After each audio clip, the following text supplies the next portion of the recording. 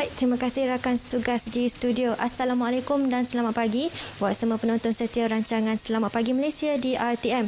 Pada pagi ini saya bersiaran dari Pejabat Jabatan Mufti Negeri Kelantan bagi berkongsikan kepada anda mengenai memaknai Hari Nuzul Quran dalam tempoh PKP di Negeri Kelantan.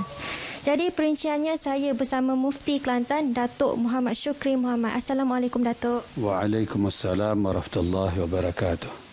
Jadi Datuk, seperti kita tahu, Kelantan ni masih lagi dalam tempoh PKP Datuk. Jadi macam mana kita nak mengimarahkan Hari Nuzul Quran tu dengan secara normal baru Datuk? Terima kasih. Sebenarnya untuk memperingati Nuzulul Al-Quran ini sama ada dalam masa kini, iaitu yang kita sebut sebagai normal baru, ataupun sebelum ini, dia sama saja. Iaitu kita perlu ingat bahawa Nuzulul Quran ini, nuzul itu maknanya turun, iaitu turun dari langit ke bumi untuk kegunaan manusia.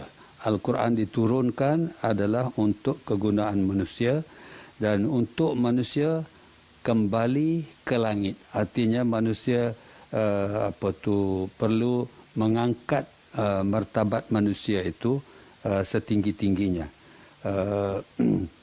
Jadi martabat manusia ini kalau tidak berpandukan kepada Al-Quran, dia tidak akan meningkat martabatnya.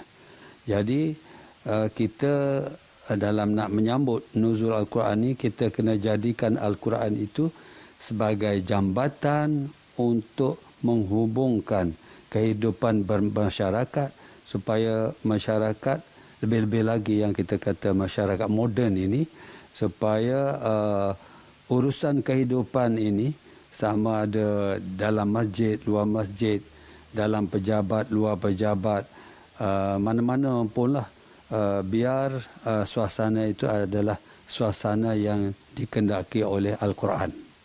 Jadi Datuk, apa antara amalan-amalan yang sewajarnya ataupun yang baik dilakukan pada Hari Nuzul Quran ini Datuk? Sebagaimana saya sebut tadi, Al-Quran diturunkan agar manusia kenal jati diri manusia. Hakikat keberadaan manusia itu di dunia ini, di pentas dunia ini, agar tidak terlena, tidak terpukau dengan kebendaan-kebendaan. Jadi sempena dengan nuzul Al-Quran ini, kita perlu ingat balik bahawa kita manusia ini adalah komponennya fizikal, komponennya adalah akal, minda, dan komponennya adalah rohani. Jadi pengisian dalam masa nuzul Al-Quran ini, ketiga-tiga komponen ini mestilah diisi dengan sebaik-baiknya. Iaitu kita jangan biarkan masa begitu saja, kena baca Al-Quran. Kemudian kita kena juga tinjau makna yang tersirat daripada isi kandungan Al-Quran ini, dan perbanyakkanlah merenungi arti ataupun maksud daripada pengajaran Al-Quran. Okey Datuk. Jadi Datuk, kita telah masuki fasa akhir Ramadan ni Datuk. Jadi adakah hanya cukup sekadar kita memperingati Hari Nuzul Quran ini sahaja tanpa kita sebenarnya memahami isi kandungan Al-Quran itu sendiri Datuk? Kalau istilah membaca, tidak ada dalam dunia ini kalau seorang itu membaca tapi dia tak faham. Mesti dia akan menjelaskan apa yang dibacanya. Kalau tidak, jadi macam burung kakak tua saja. Dia boleh memperdengarkan suara. Jadi oleh kerana itu, Al-Quran ini diturunkan adalah untuk kita mengambil pengajarannya. Disebut huda.